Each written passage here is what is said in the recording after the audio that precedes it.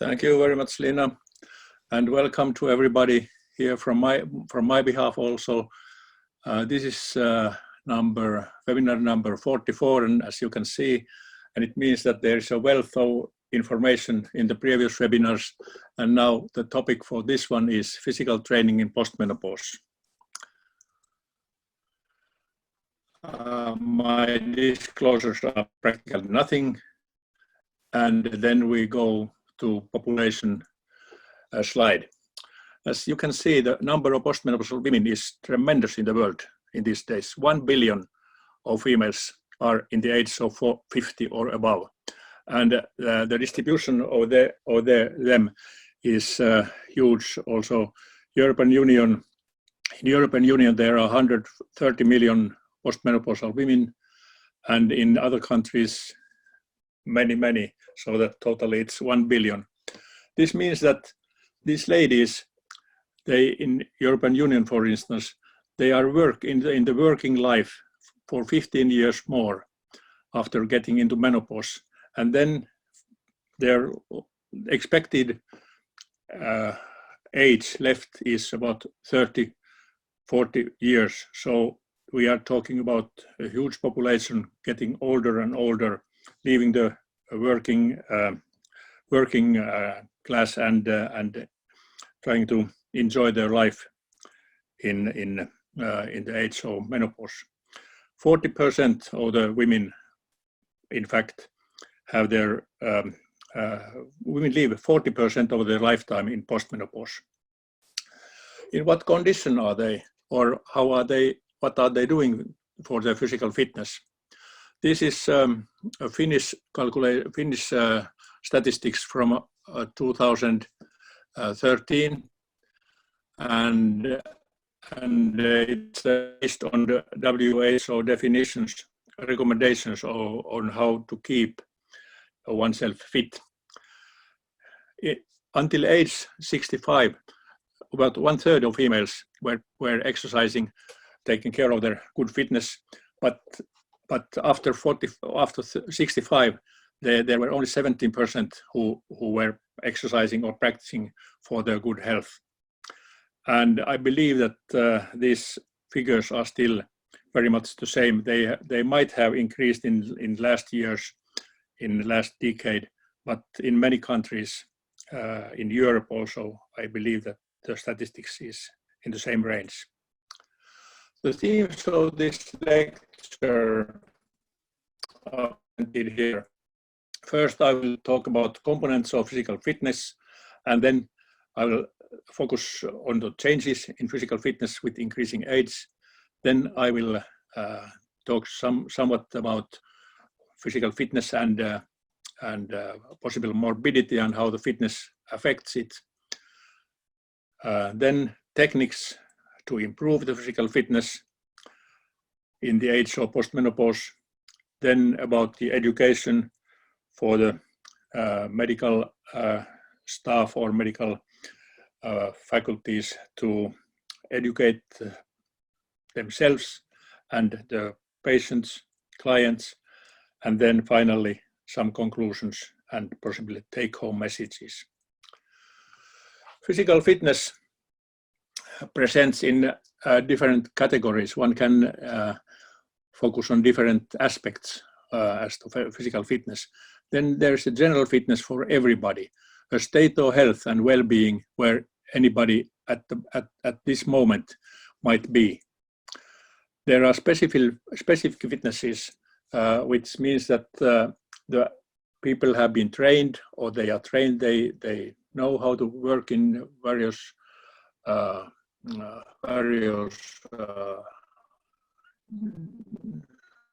personal life, and the ability to carry out aspects related to occupation, leisure time, and sports.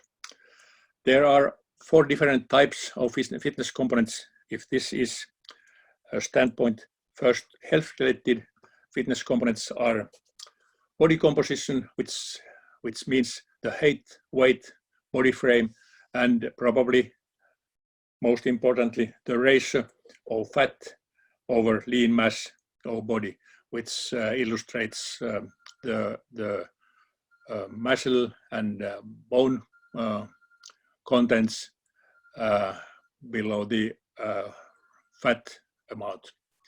Then there's cardiovascular fitness, which tells about the aerobic endurance of the person. There are other points, flexibility of the joints, which means that how the joints can be utilized full length, full wideness. Then there is the muscular fitness, muscular endurance, which means the ability to repeat exercise without getting tired. And then the muscles have 3 different categories in their ability to work. Maximum strength, which can be easily measured.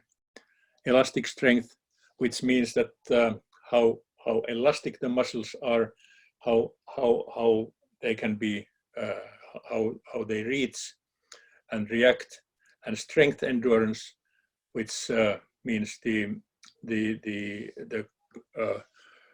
endurance in repeated exercises, repeated muscle work. The skill-related components of physical fitness can be listed as shown here. Agility, which means the person's reaction and rapidity or possibility to react, for instance, voices, sights, whatever, how she can turn. Balance is a very important point, and I come later on to that. Coordination, which means that a person has a purpose to do something and how her movements can serve for this purpose and in an efficient way. Then there's a power, of course, which is combination of strength and speed that develops in different occupations in different ways, and it's needed in some works, some were less in some other occupations. Then there's the speed or the functions, actions, and then there's a reaction time, which we'll talk about. It's also reaction to lights and alarms and for instance, certain work types of work require different reaction times. Physiological components which are present in any person are shown here. They are non-performance components, and they are physiological fitness which depends on anybody's habitual physical activities. Everybody, all of us, are moving around. They are having their daily activities, which guarantee a certain amount of physiological fitness. Metabolic fitness can be measured in blood tests, and for instance, levels of sugar, levels of fats, levels of hormones can be measured, and their values, their levels are developing on the physical fitness, physical activities, and as is well known, they can be changed by physical training. Morphological fitness, which is of course the most important, is body mass index, which can be measured with certain formula. Waist circumference, waist to hip ratio, which tells about this fat over lean mass character.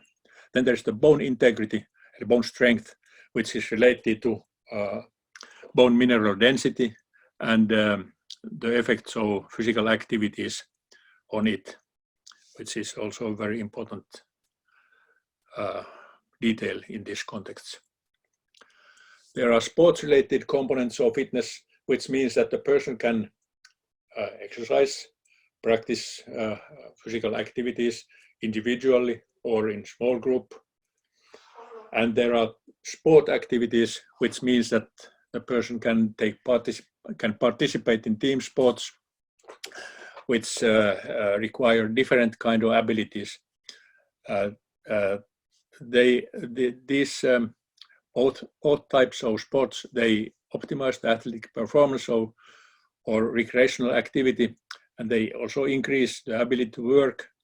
I mean, half of the postmenopausal women are belonging to the working force in different occupations, and they also teach the person to practice physical activities and avoid injuries. Physical fitness is also related to genetics.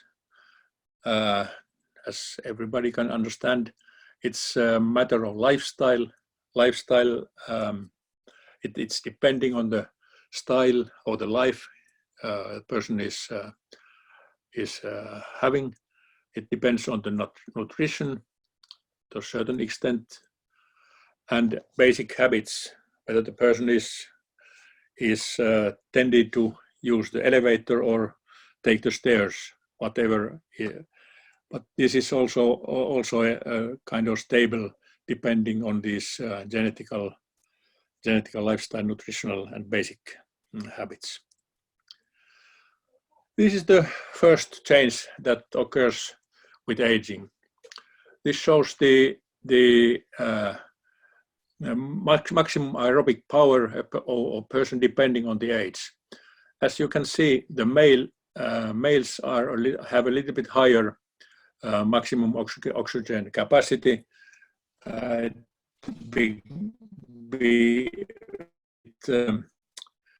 is due to bigger heart muscle. For instance, it's probably because the men are probably doing some harder work line, and anyways, but the situation when aging is that both genders lose about 10% of their maximum oxygen capacity in every decade, and you can see the continuous decline after the age of 30. The maximum natural oxygen capacity is here is about 50 milliliters per kilogram per minute, and it declines by 10% every decade. Now, it is already known that cardiorespiratory training, with cardiorespiratory training, it's possible to delay this process. We don't generally do this kind of measurement. I believe that many doctors under the training in physiology have seen this kind of test to measure the maximum oxygen capacity. It can also be measured on the field by knowing the person's maximal heart rate that she can achieve. In principle, it is about 200 or 220 minus the age. So it's a rule of thumb. And it can be calculated by dividing maximum heart rate with heart rate at rest. And then you can estimate the maximum oxygen capacity. So for a person who is 70-year-old and her maximum oxygen capacity is maximum heart rate is probably 150, and if her resting heart rate is 75, then her maximum oxygen capacity is 20, or here in this range. 70-year-old, it's 20 milliliters per kilogram per minute. Sorry, this picture, it shows, the only thing that it shows is that if you happen to have a good, very high maximum oxygen capacity, and it starts declining, so it declines faster than in a person who has a lower maximum oxygen capacity later on, and this is the average. But the higher it is in the premenopausal years, the faster it declines if no exercises are practiced. This is a very important picture which shows the maximum heart rates, theoretical or achieved, at the age of 50, 60 to 90. Maximum rates are about here. At the age of 20, it's about 200, 210, 215, but the maximum heart rate starts to decline by the age. And at the age of 90, it's about 100, 130 that can be reached. This is the, here are the heart rates which can be achieved when exercising, which is in a maximum effort, which means that it's a very short time exercise, and because it's anaerobic exercise, absolutely, and maximum heart rates during practical exercise are rather low in the older age groups. This is the anaerobic training, where the heart rates which can be reached in when training in anaerobic way. Lactate is increasing in the muscles, and oxygen doesn't, and the person is not able to metabolize it. This is the normal training that is done during walking, jogging in a modest pace. In most cases, this is the exercise level that we are practicing in normal life. And then the heart rates, 70-year-old person can reach a heart rate of 100, 80-year-old person 90. This is the weight control. This is the weight control exercise when with lower heart rates. It's called fat burning exercise or keeping the fitness exercise. And this is the warm-up activity when the heart rates in the 60-year-old person reached about 80 and 90-year-old person reached about 25, which is not very much higher from or is practically the same as her resting heart rate. Well, now I focus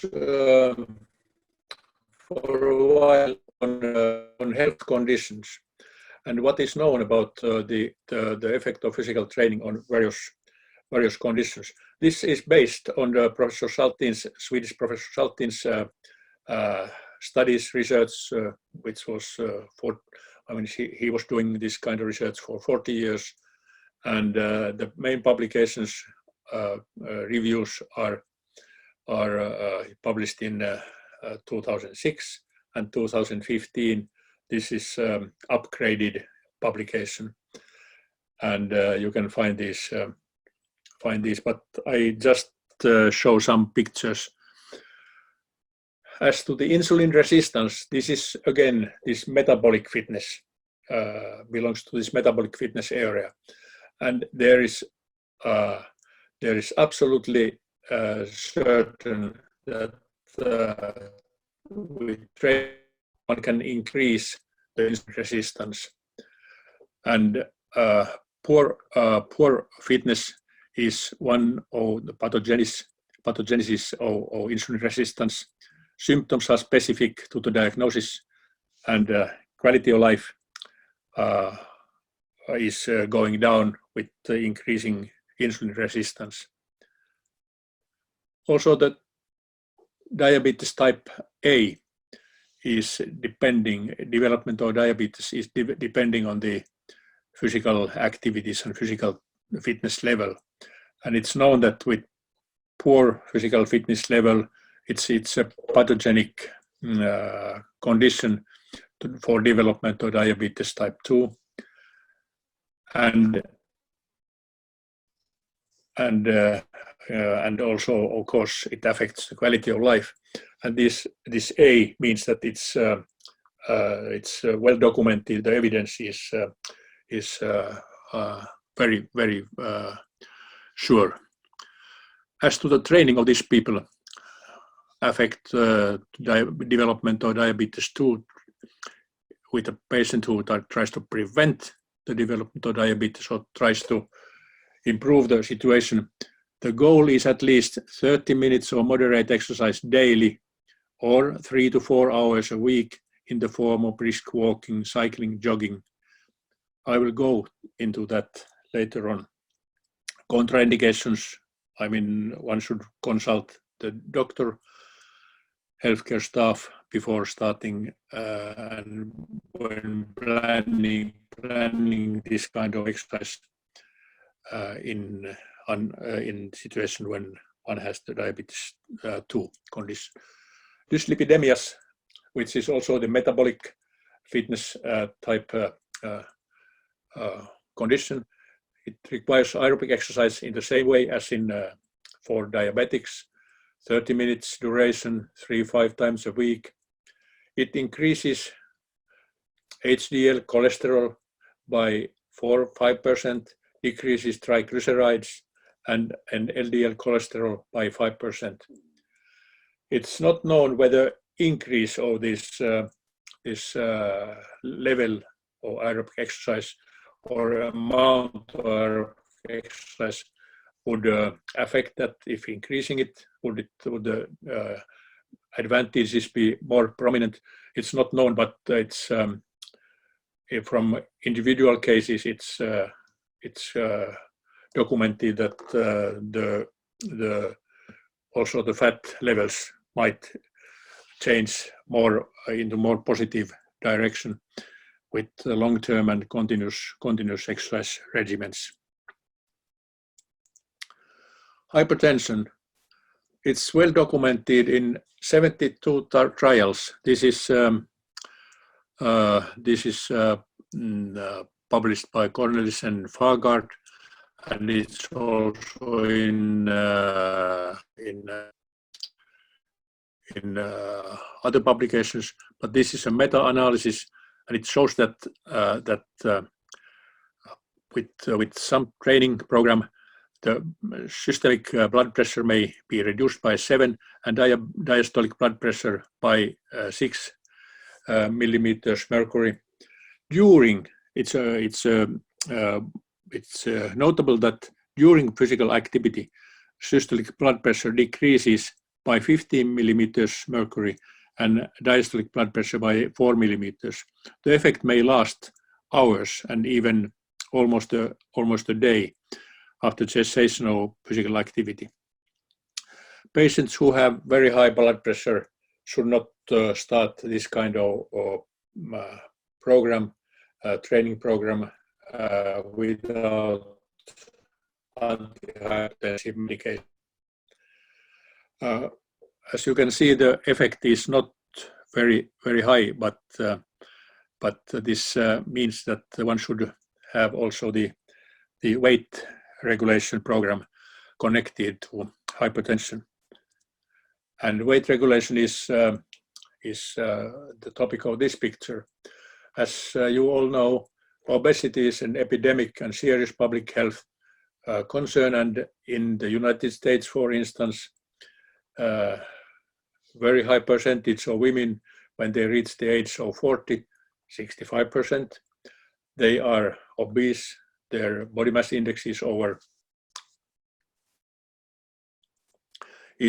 30, and when they reach the age of 60, there are almost 3 out of 4 have the body mass index over 30. There are studies, very hard studies. This is by Danish colleagues who published it almost 20 years ago. 120 postmenopausal women with body mass index of less in the range of 30. They had a very heavy exercise program for 6 months with the diet of 1,000 kilocalories per day. Physical activities were both aerobic and anaerobic activities, and the mean loss of fat weight, this is fat weight, this is not the total weight, but this is fat weight, it was 8 kilograms and when they were dieting, and when they were dieting and exercising, it was 10 kilograms. So difference is not very significant, and the conclusion is that exercise is not a way for weight losing. It must be connected to caloric intake regulation to be efficient. But of course, the other point of view is that with exercise one can lose fat and change it to the active muscles. So the body weight isn't affected as much, but the change of body contents from fat tissues to lean tissues is obvious. And it has been well documented, though, that physical exercise, physical activities can affect weight regulation significantly. This is the obstructive pulmonary disease, and it is the exercise has no evidence in terms of pathogenesis, but the patients suffering from this disease, this condition, they feel better and they can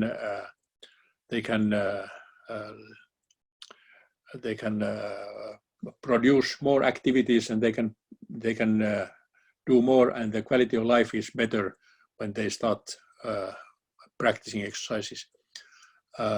Cardiac heart disease, cardiac heart failure, there is strong evidence that with exercise you can prevent this kind of disease, and you can have a better quality of life if you happen to have this disease.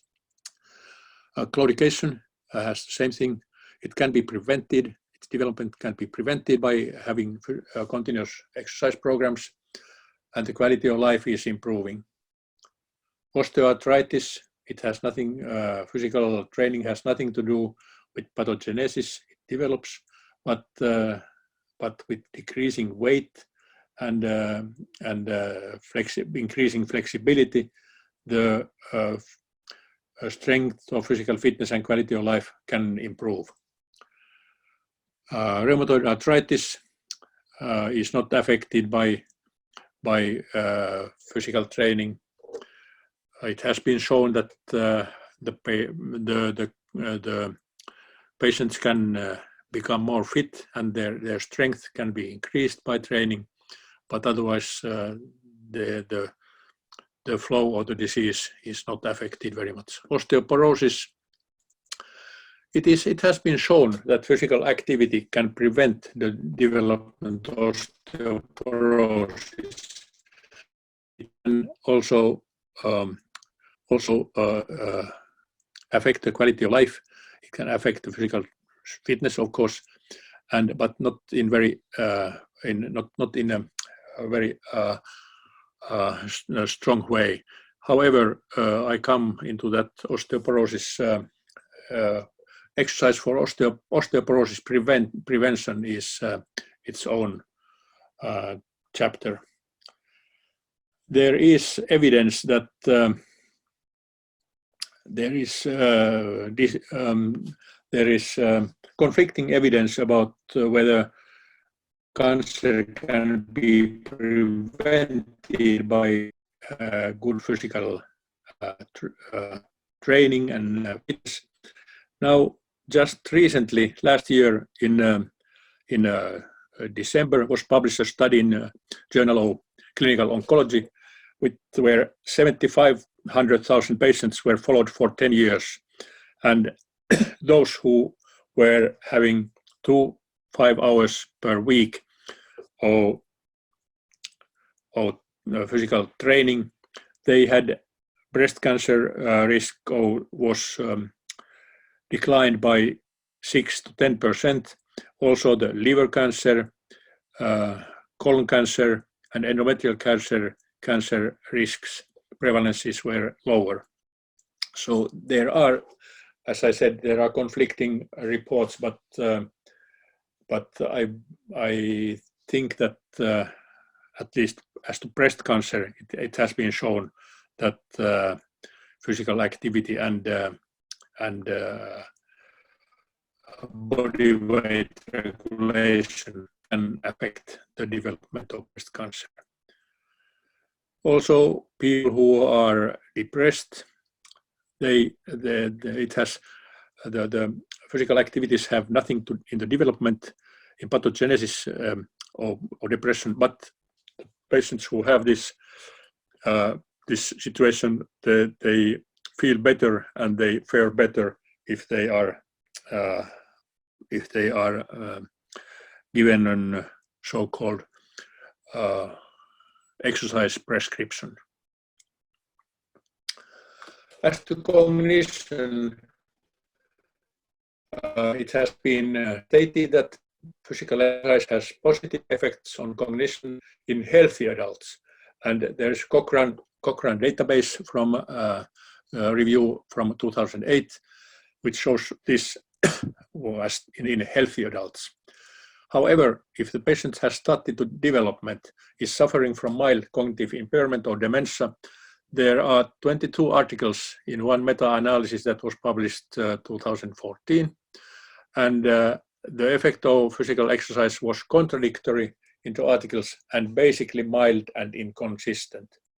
These colleagues from Finland, Helsinki, Finland, they made a study of their own with 200 patients in 3 different groups. They had a training regimen of 12 months, and home-based exercise led to a mild improvement in executive functions. In other domains of cognition, no improvement was observed. They also made a study on the patients, almost 200 patients with Alzheimer's disease, mild or moderate, and they found that physical exercise 2 times a week for 12 months, it prevented falls, which is of course very important. In September, Professor Pauline Mackey from Chicago presented this kind of nice pie or nice picture about the effect of physical exercise on the brain function, and this is the break and sweat part here, and it's one way to love your brain, but there are so many interacting factors that might have an even more significant. So this is just one part of the let's say in this total picture that might be taken into account.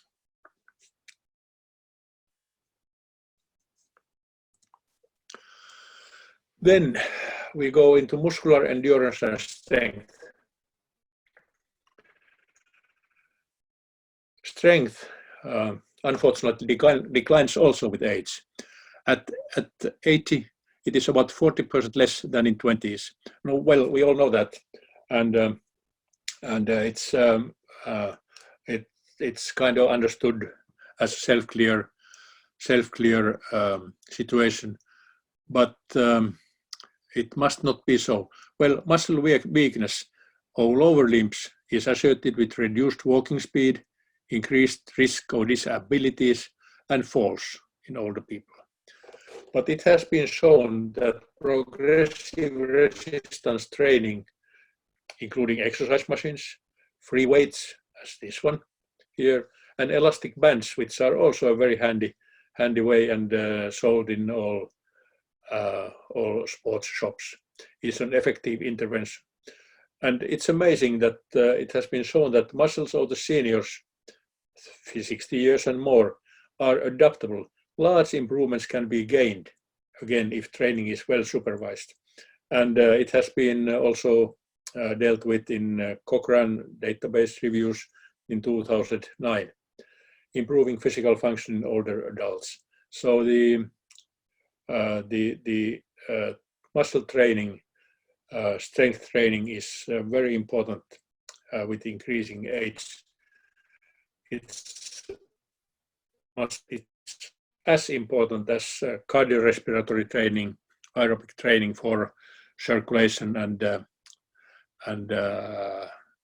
oxygen utilization and so on. But it's probably even more important for elderly people than for younger ones who use probably their muscles more in general life than elder ones. Flexibility. This is the ability of joints in the body to move to the full range of motion.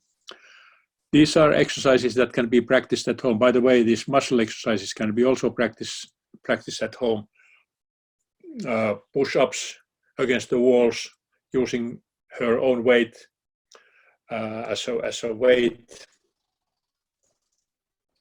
or as resistance. This shows the flexibility, and this is also muscle training, which can be performed at home. A new form is this stick exercise, broomstick exercises, as here shown. Everybody has a broom at home, and it can you can train flexibilities and also muscle strength with different movements. Different flexibility movements are shown in these pictures, which are in many leaflets advising or recommending physical activities. And this is yoga, tai chi, pilates, stretching. Stretching is a very important way,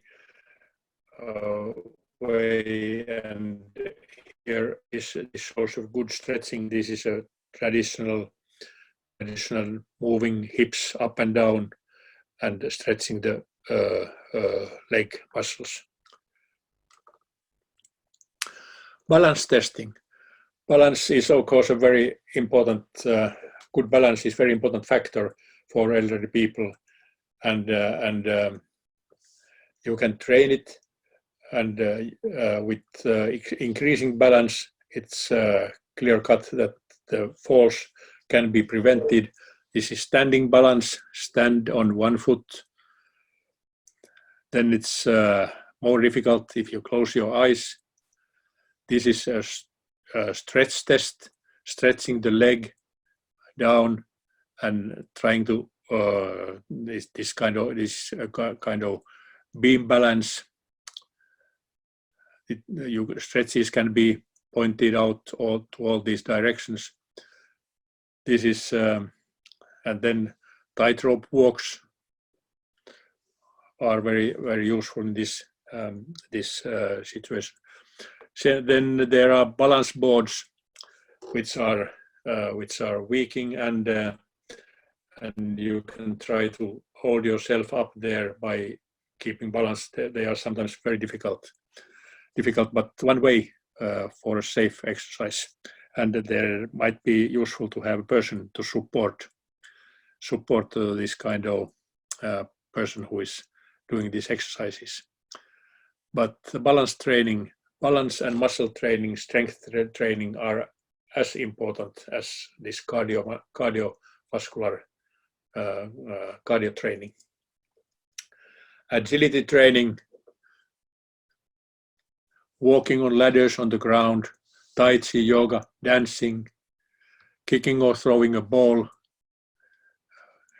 getting reaction. This lady has great agility at her age. But these are typically these are probably guided sessions, and then once they are one time guided, then the person can practice these balance trainings at home. Reaction time relates to the time between stimulation and time to beginning to react to that. This lady is boxing to the different colors. Colors are changing, and she has to hit the color that is in light, and they change, and she has to react with both hands And this is an older lady that is having a hand clapping exercise as a reaction training. This has also a very important social connection, and this can be also practiced at home with relatives. Benefits of training are great social benefits, great mental benefits. I can do this, and these both balance training, muscle training, and reaction time training are to reduce the falls. Dancing is, of course, a very well-known training exercise method. You have a better posture, you have quick reaction times, more agility, sharper minds, and it can be a group dancing, Zumba, whatever, or carnival feelings. It can be a pair dance when this with this good social connection. Well, I will focus a little bit on Nordic walking because it's developed in Finland, and it's a total body version of normal walking that can be enjoyed by anybody, independent on the age and independent of initial physical capabilities. There are specially designed walking poles which are similar to ski poles, and this kind of training was started already in 1930s by Finnish top skiers. It has been in the education program of sports teachers, school teachers, for 50, 60 years. And there is an international Nordic Walking Association. There are many associations in numerous countries, and it's probably the fastest growing physical activity form in the world. In Finland, 1.5 million sticks are sold for a population of 5.5 million people. The advantage of this kind of exercise is that it activates about 90% of body muscles. I will show it the next slide. It burns up to 50% more calories than normal walking. Increases the aerobic effect by up to 25%, and it decreases the load and strain on the lower body, and tones up arms, shoulders, and back muscles, improves the lateral mobility, and improves core stability. And this shows that 90% of the muscles which are participating in the movement, moving around, are involved. And the caloric cost is much higher than in normal walking. And there is still one more thing which is very important for elderly postmenopausal ladies and also men. Safety is significantly increased. At all times there are 4 or 3 contact points to the land, to the ground, and walking is safe on an uneven surface, walking safe on a wet or icy surface, better prevention slipping and sliding at all times. Also, when going uphill or downhill, the sticks help in both directions. Well, now we are going towards the finish. Goals for adults aged 65 plus years. The general recommendations are, these recommendations have been made in many countries on national level, in the United States, in Australia, in Canada, in Germany, in Nordic countries, also in Finland, of course, and they are somewhat uniform in their recommendations, and you could pick up any of your national recommendations. So you might find these goals.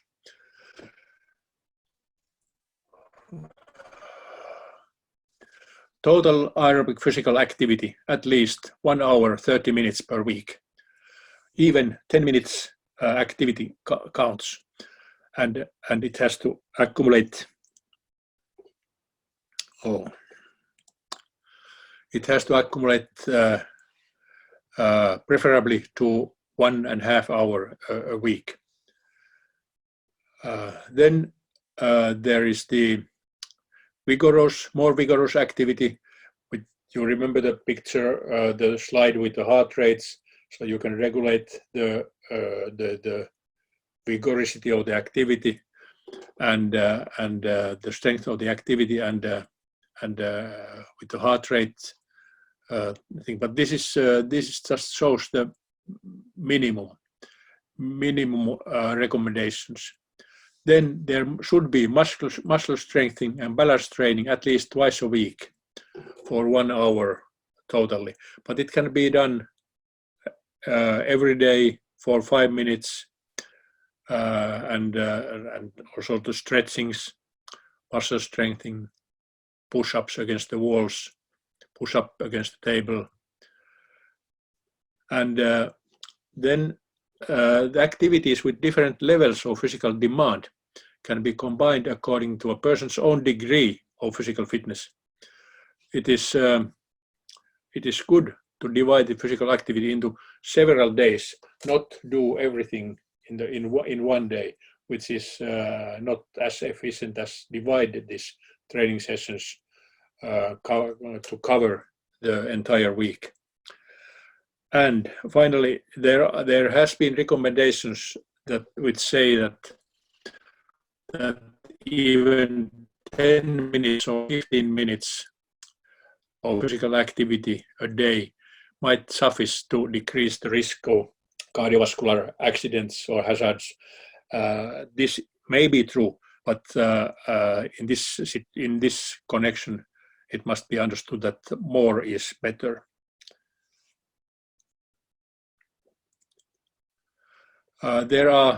This PI is developed in Finland. This is for persons from 18 to 65, and this can be also developed to people for persons more than 65 years old. These are for younger postmenopausal women, 2 hours 30 minutes of moderate activity, or 1 hour 15 minutes of vigorous activity, and muscle strength and balance training. This PI is also based on physical activity guidelines for Americans, which is published by United States Department of Health and Human Services. And the newest version is just published in 2018. But this PI was based on this, and you can have these guidelines from the US government through internet. Then the education about the importance of regular physical exercise in early and late menopause. The education must be directed first to healthcare providers, as you are, to international, national, local healthcare organizations, medical associations in countries, medical doctors and other medical staff. It must be also directed to the population, to consumers, through mass media, television, newspapers, journals, healthcare providers, which are who we are ourselves, ladies groups, clubs, working places, sport clubs, and hopefully there are opinion leaders and trendsetters who participate in these programs, and they have a lot of influence in this respect. So this is what we could do in our communities and in our associations. We should motivate these our patients, clients, groups by spreading of the information, talking to our patients about the need, necessity, or to have practice some physical activities. Small group events should be arranged. Communal facilities should be given, preferably for supported pricing, or as in my city, all 25 years old and older ones, they can have a senior bracelet, and they have this free in Finland, at least in the city where I live, and many cities, many communities in Finland.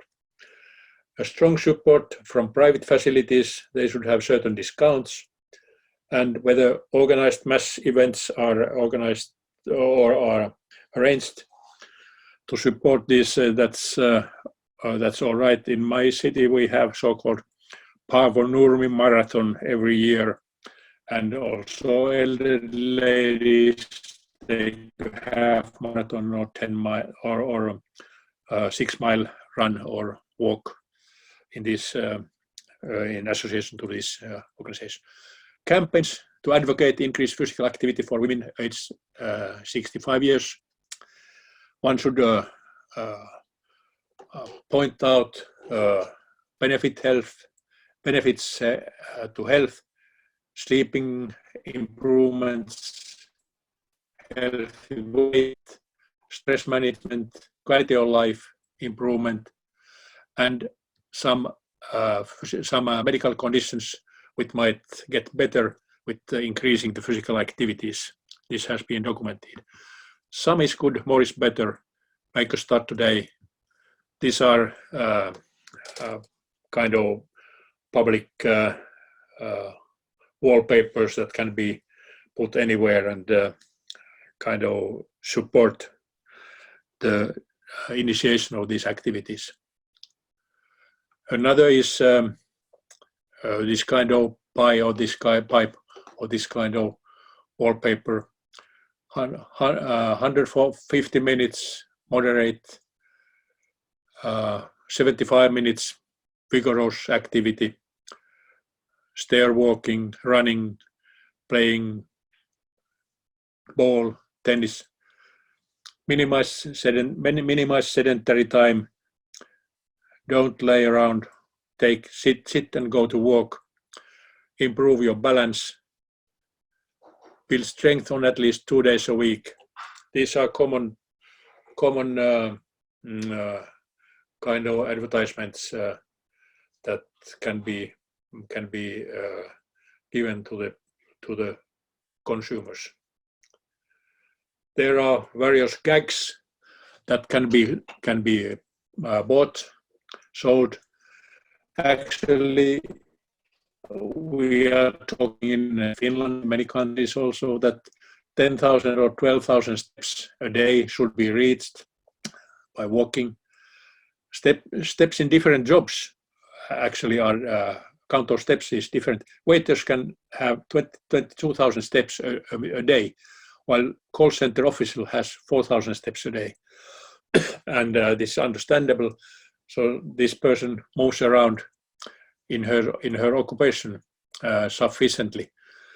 There are pedometric counters which are sold for 30, 50 euros price. They measure the steps, they count your steps, speed, caloric costs, distance that has been done. There are smartphones that can measure activities, heart rates, waterproof for swimming. They can measure the steps, analyze your sleep, analyze your muscle controls. There are iOS for Macintosh and Android types. And there are already smart rings that can measure everything for that smartphones, and they can be moved, transferred to computer, and you can have statistics throughout your rest of your lifetime, if you so want. But these are gags, and these can be also presents, and they can stimulate. It has been shown that when a person is using this kind of bracelet or watch, so it kind of stimulates her to see the results and keeps her on the agenda more thoroughly than without this I don't say gimmicks, but and finally, happy Valentine's to all of you. This shows the same pictures. This is a good flexibility, and these are Tai Chi trainings, social events together, weightliftings, and I just hope that we all could and should join these groups. Thank you very much to all of you. Thank you, Dr. Erkkola, for such a wonderful presentation. Now, for the QA session, we will wait for a few seconds. I remind you, you can submit your text questions at the questions panel in your webinar control panel.